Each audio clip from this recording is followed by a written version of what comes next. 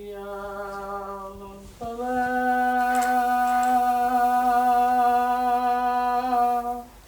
حي على الفلاح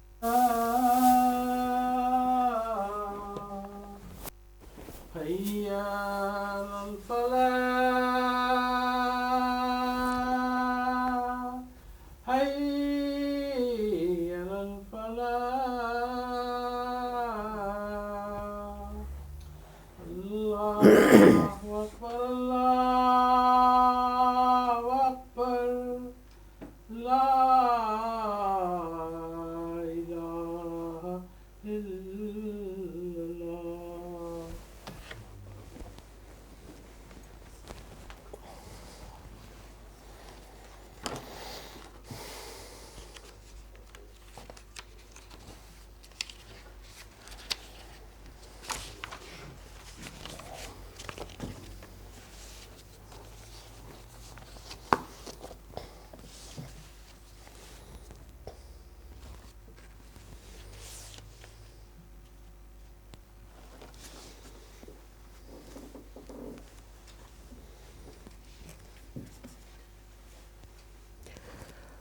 أشهد أن لا إله إلا الله وحده لا شريك له وأشهد أن محمدا عبده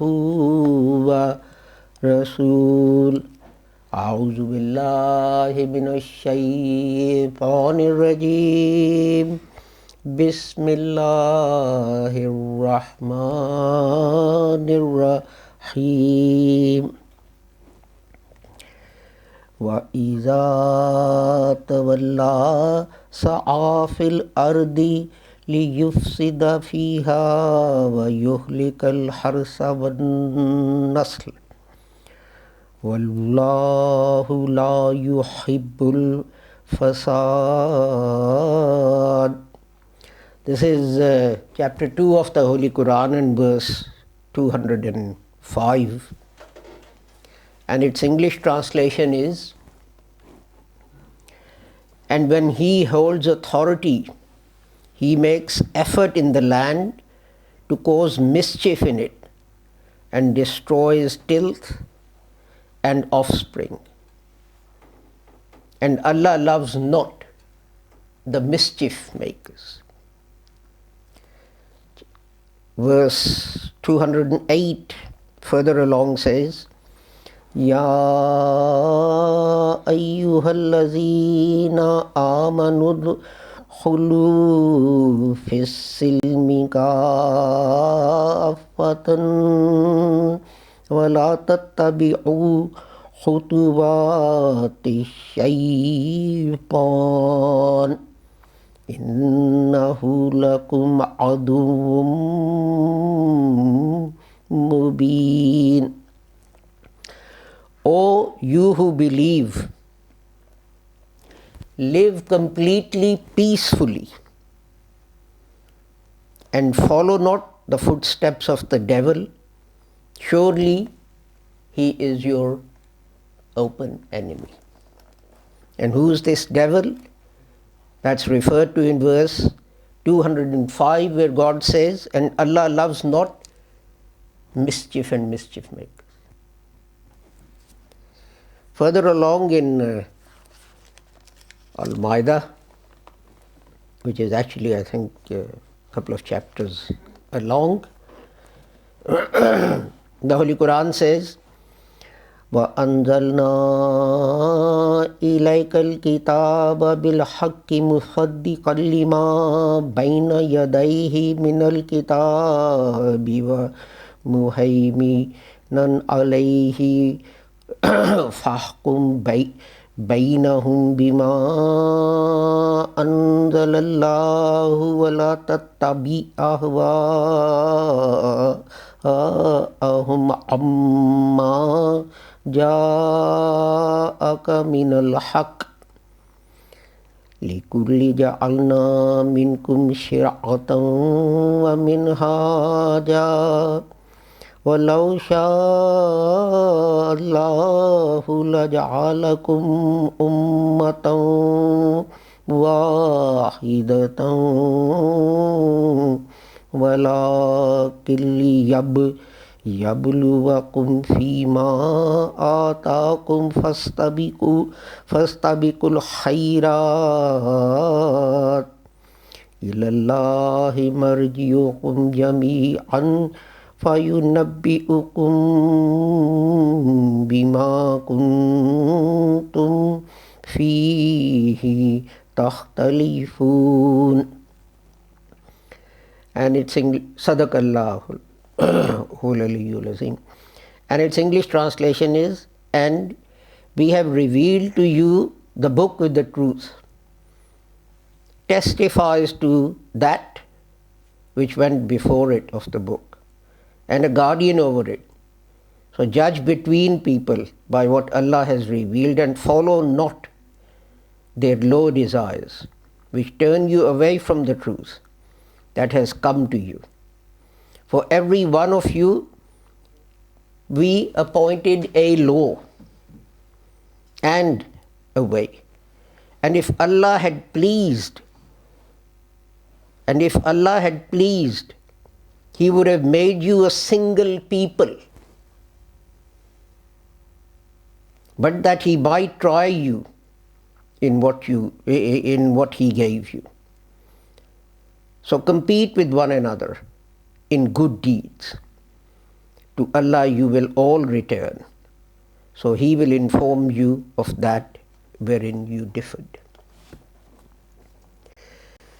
Together with these verses of the Holy Quran, I want to point to some sayings of the Holy Prophet Muhammad, because the title I've given this khutbah is that religion causes war and dissension between people. In Tirmizi, it says, you will not enter paradise until you believe, and you will not believe until you love one another. And two conditions: you do not believe until you love one another, and until you spread peace between people. The next hadith, this is 25:10, this is hadith number 1854. In Tirmizi it says, O mankind, you have two duties. O mankind, not O Muslims, O mankind. When people translate it, they interpret these things, and wherever general words are used in Quran and Hadith, they put Muslims. As if God couldn't have put the word Muslim there, or the Holy Prophet couldn't have put the word Muslim there. The Holy Prophet deliberately says, O mankind, O people, spread peace. And what's your other duty, apart from spreading peace? Make sure no one is hungry. The Holy Prophet only puts two duties on mankind. And then in the Sahih of Muslim, this is an often quoted hadith, a Muslim is one from whose hand and tongue others are safe.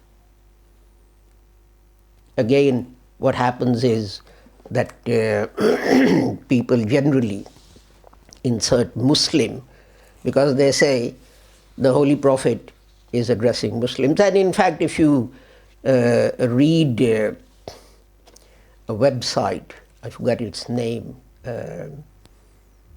Awakening Islam or something, and from the name you would think it's a website about Islam, but it's actually a website against Islam.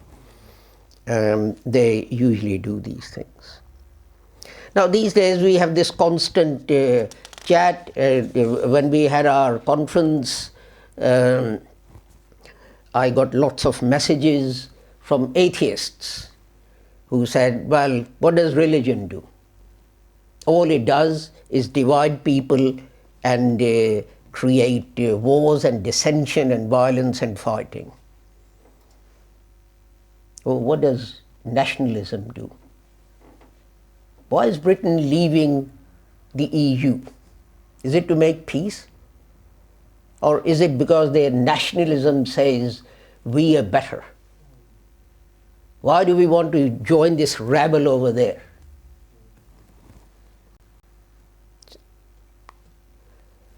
And the one thing that you have to notice is this, that war is documented but peace is not documented. Have you ever turned on BBC News and the news have said, in London there was no knife crime today. In Slough there were no murders today. In Pakistan no one got robbed today. Or is it always, oh today so many people got killed, so many people got robbed, so many people got terrorized? Peace is never documented. Good news is not news. Bad news is news. That is one reason why, if you read history, it's all about battles and fighting and so on. It's not about how people live together peacefully. And that sort of propaganda, of course, builds up hatred between people. And of course, the other thing is that there are people called politicians who actually use religion to further their own agendas. But I want to look at this thing, that religion causes wars and disharmony. And I want to give two examples of today and one example from 500 years ago. And you can find many more, but Mudassar will be waving his arms in a minute saying 20 minutes are up, so stop. I probably won't even get through these two. Now, let's take an example. Pakistan, an Islamic country, joined United States, a Christian country, to fight Russians in Afghanistan. And Sunni Muslims in Afghanistan had joined atheist Russians. So where is this religion causing wars? It has nothing to do with religion. Wars are caused by what? The political masters of one country want to gain political advantage over someone else. In one country, it is make Islam the law of the land. In another country, it's make America great. In another country, leave EU and everything will be fine. In another country, join EU and everything would be fine. Whatever is going to gain a politician the greatest number of votes, he's going to say that. A politician, well, I was going to say he doesn't have a mother or a father. He certainly doesn't have any principles. His only principle is, how can I get into government? And he would make a pact with the devil. What about Sunni Saudis and US Christians joining together to attack Sunni Saddam Hussein? Where is the religion in there? And even paying for the first Iraq war. What about the Sunni Saudis and British Protestant Christians joining up to attack Sunni Turks in the First World War? Where is the religion in that? Vietnam, Korea, Second World War, First World War, Napoleonic Wars, War of Independence in the United States. I could have 2 pages, 3 pages of wars which had nothing to do with religion. It was all about the leaders of one country trying to amass as much money and power for themselves and their country as possible. It's the human desire like Hitler. We are the best people. We are better than others. But this idea, let's join together for our political benefit and mastery, is not new.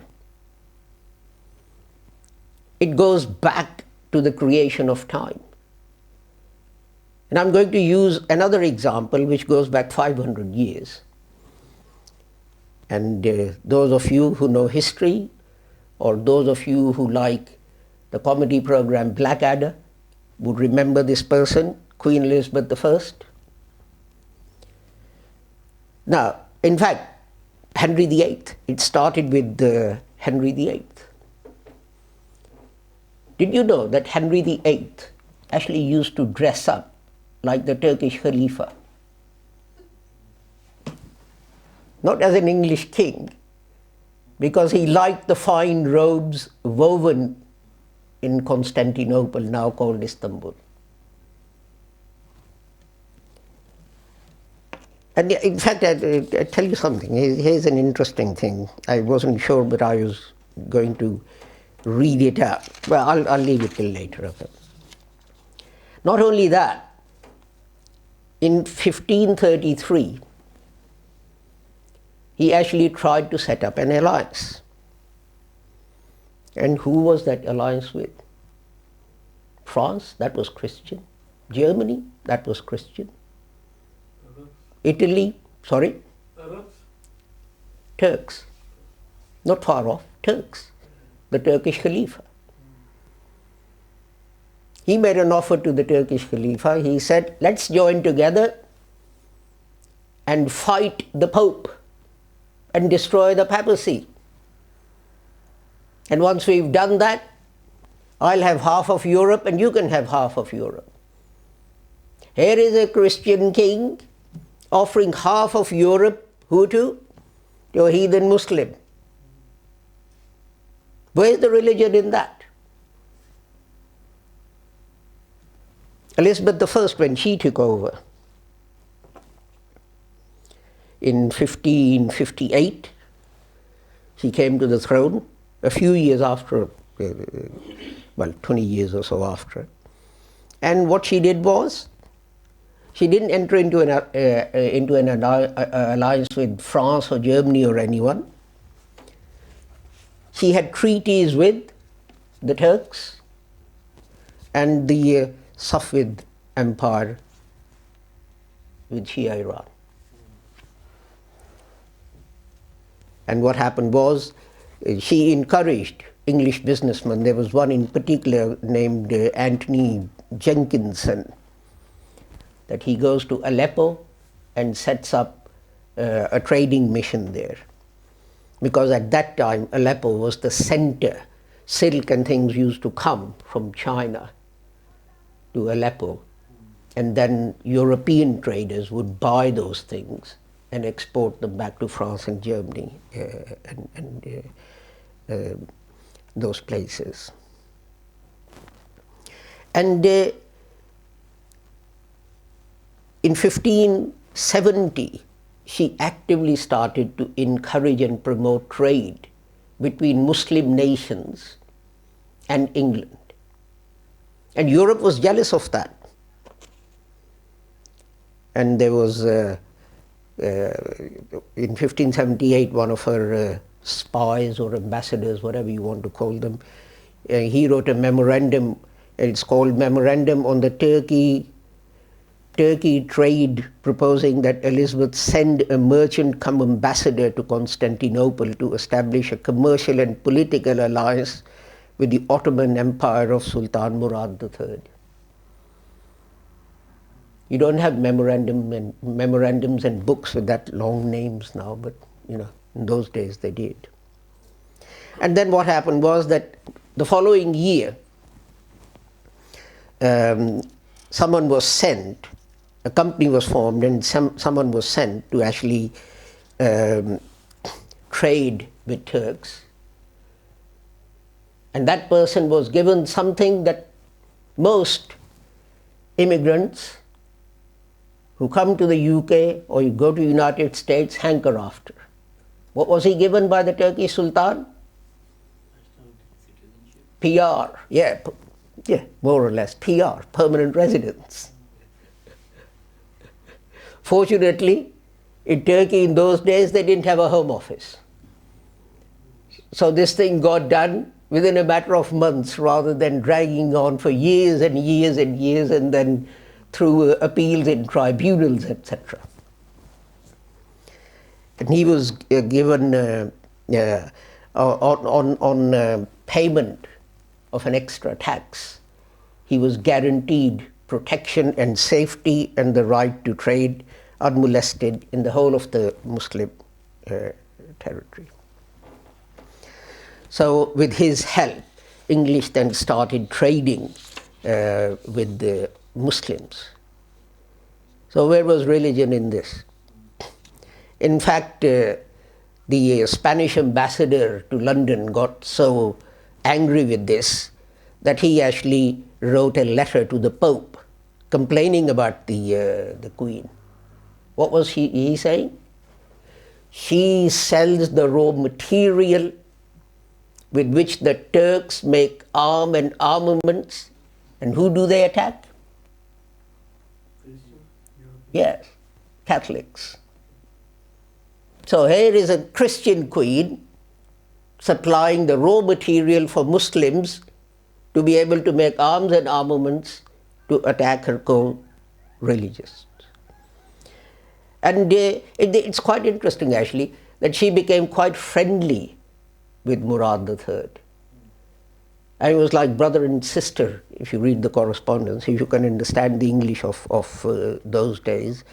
And she would sign herself as the most invincible and the most mighty defender of the Christian faith against all kinds of idolatries of all that live among the Christians and falsely profess the name of Christ. Elizabeth. And he would address him as the most mighty ruler, sole and above all, the most sovereign monarch of the Eastern world. This would be how she would address her. And the interesting thing is that Murad died in 95, he died. And who took over and started corresponding with Elizabeth I? Have a guess. Anyone? Who started corresponding with Elizabeth I? The next ruler of Turkey. And who was that? Murad's mother. In 1595, Murad's mother became the ruler of Turkey and started dictating foreign policy about how to deal with Elizabeth I. But when Benazir Bhutto stood for election, there had to be a fatwa all over again. Presumably no one dared to give a fatwa against her because she was the mighty queen of Turkey and she would have cut off anyone's head who said a woman can't rule over men. So, there are things that sway fatwas that we hear so much about. And the interesting thing is that there was an alliance between Christian England and the Muslim Khilafat Caliphate of Turkey, which started in, 1580 or 90 or 1599. And you know how long it lasted and when it finished? 1923, after the First World War. The longest lasting treaty between two nations. A Christian queen and a Muslim Khalifa. So where is religion in this? Suleiman the Magnificent and Murad III, they wanted raw materials from Europe, from England to manufacture arms and cannons and so on. And Elizabeth could supply them. Elizabeth wasn't very popular on the continent because she was a Protestant, and most of the continent were Catholics, and she wanted trade. She didn't care about who she traded with and who made her money and who made her powerful and the country powerful. We've heard about how the British attacked and defeated the Spanish Armada. You know who they invited first to attack the Spanish Armada? The Muslims, the Muslim Khalifa. But Muslims said, well, why? Got nothing to do with us. What was the question that the Muslim Khalifa asked? What will my country gain from attacking the Spanish Armada? He didn't say how many people will embrace Islam. He said, what political advantage will I get if I do this? So I picked two examples. One is a recent one. One is 500-600 years old, to show you this is not a new phenomena. That if name of religion is used, it is used by politicians to further their own interests, their own power. And England traded with Turkey, with Morocco, with Iran, and so on and so forth, and imported lots of words into English language. I made a list of them. As you know, I have nothing better to do than these things. So, sugar comes from Turkish. Candy comes from Turkish. Crimson comes from Turkish. Actually, I found the equivalent Turkish for crimson, kirmiz. Turquoise actually means Turkish stone and has become a color. Tulip, from Turkish pronunciation of the Persian dulband, or turban. Zero and many other things, and so on. But I've used this as an example to show you that sorry? Turkish delight, yes. I've used these examples to show you that the teaching of the Quran, the verse that I read, 208 from Surah Baqarah, O you who believe, live peacefully and follow not the footsteps of the devil, because he is your enemy. And who's the devil? That's described earlier in verse 2 or 5, where it says that these are the mischief makers. And the other verse which says that for every one of you I revealed a law. If I wanted to, I would have revealed one law and forced everyone to live by that one law. For every one of you, we appointed a law and a way, which will be customs and so on. And if Allah had pleased, He would have made you a single people. But He didn't. So it's God who wants us to live together.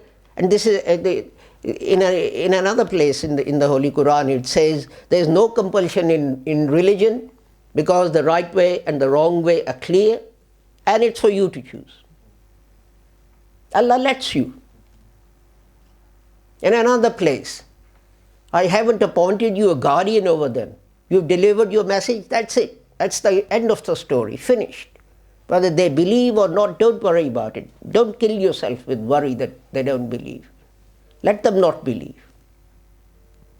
And the hadith of the Holy Prophet, you will not enter paradise until you believe, and you will not believe until you love each other and you spread peace among people. O mankind, spread peace and feed people. A Muslim is one from whose hand and tongue all others are safe. So how can a religion whose holy book and the interpretation of that holy book by its holy prophet clearly states these things, how could that religion cause wars? Islam is not a pacifist religion. It does say Muslims should defend themselves if they're attacked. It doesn't say turn the other cheek. But it says, and we have this in law, when someone attacks you and he punches you, and if you take this sword out and cut his head off, the judge in the criminal court is going to ask, was this response proportionate? He only punched you and you took a sword out and cut his head off. And this is what the Holy Quran says. There's a verse of the Holy Quran that says, well, you can forgive, that might be better, but if your response is proportionate to the damage and the harm that you've been caused, there's no blame on you. And the same concept has become a part of European law. Proportionate response. If someone attacks you with a sword and you defend yourself and cut their heads off, fine. But if someone punches you and you cut their head off with a sword, no, this is disproportionate. So how can such a religion lead to war? It is true that down the centuries, after the holy companions Radiallahu Ta'ala Anhu of the Holy Prophet passed away, people used the name of religion to further their own interests, to make themselves rich, to make their governments rich. But you can no more blame them than blame the British Army for attacking Iraq on orders of Tony Blair.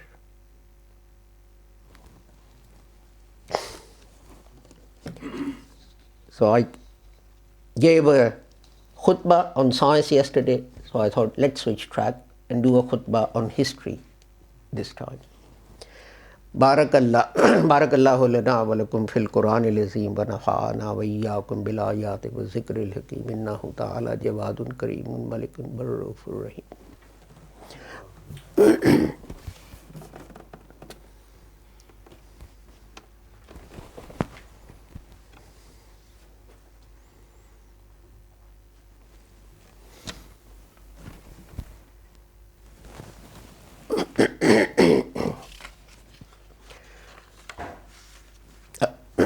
Alhamdulillah. Alhamdulillah nahmaduhu wa nasta'inuhu wa nastaghfiruhu wa nu'minu bihi wa natawakkalu alayhi wa na'udhu billahi min shururi anfusina wa min sayyiati a'malina. Man yahdihillahu fala mudilla lahu wa man yudlilhu fala hadiya lahu. Wa ashhadu an la ilaha illallah wa ashhadu anna Muhammadan abduhu wa rasuluh. Thank you.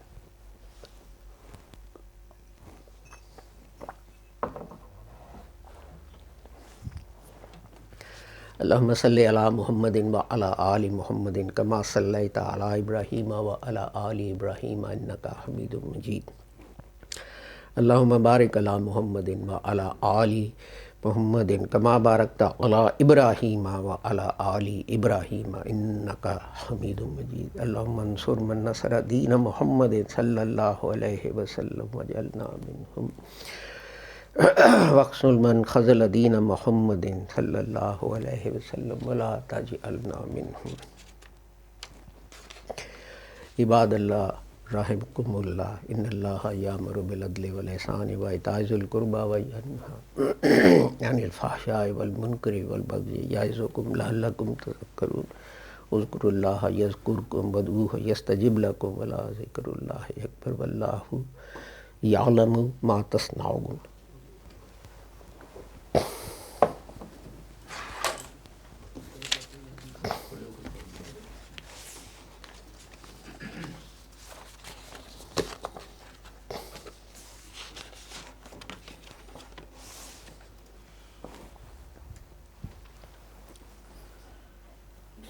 الله أكبر لا إله إلا الله أشهد أن محمدا رسول الله حي على الصلاة حي على الفلاح قد قامت الصلاة قد قامت الصلاة الله أكبر لا إله إلا الله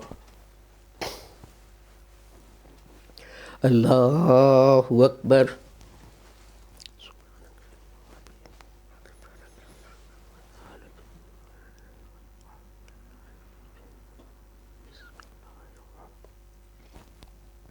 Alhamdulillahi Rabbil Alameen.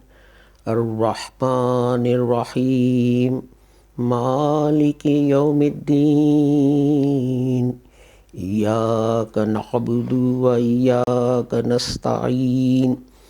Ihdinas siratal mustaqim. Siratal ladzina an'amta 'alaihim ghairil maghdubi 'alaihim waladdallin.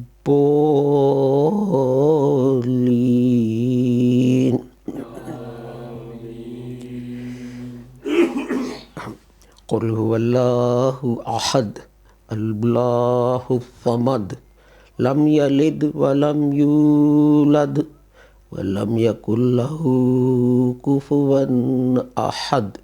Allahu Akbar.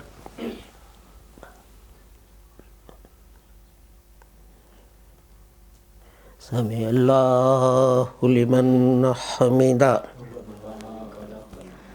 Allahu Akbar.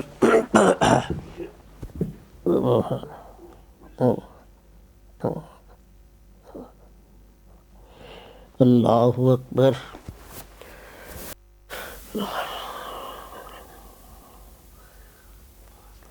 Allahu Akbar.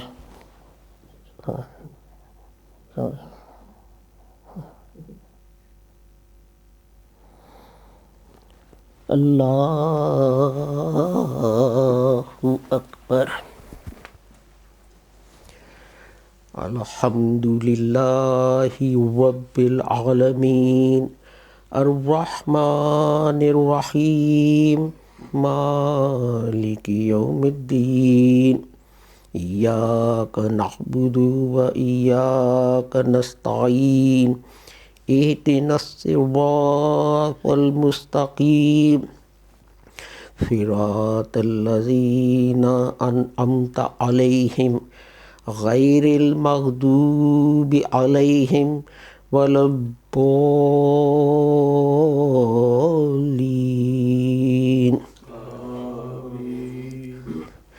Qul a'udzu birabbin nas, malikin nas, ilahin nas, min syarril waswasil khannas, allazi yuwaswisu fi sudurin nas, minal jinnati wan nas. Allahu Akbar.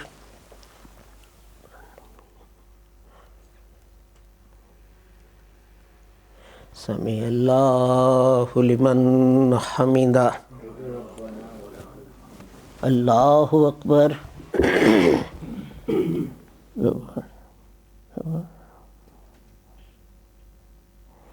Allahu Akbar.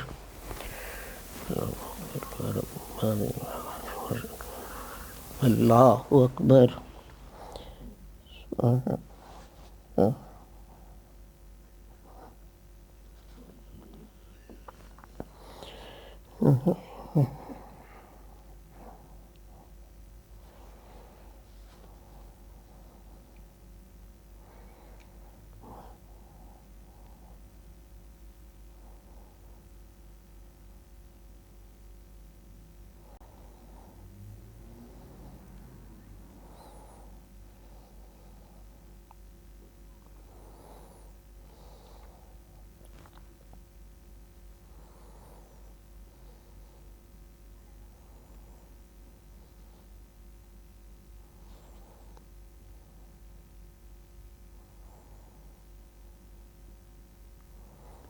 Allahu Akbar.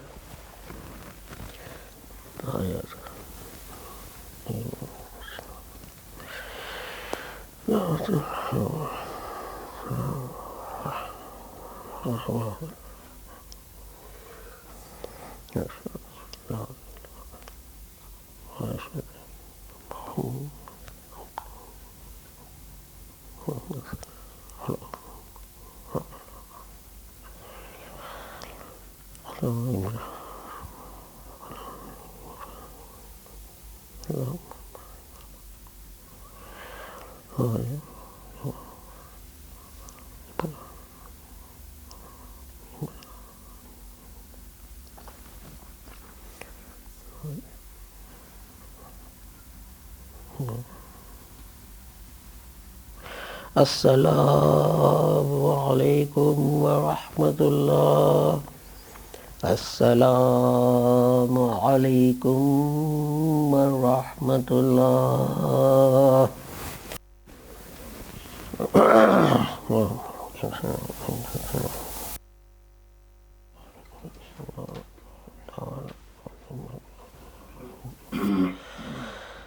Astaghfirullah, astaghfirullah.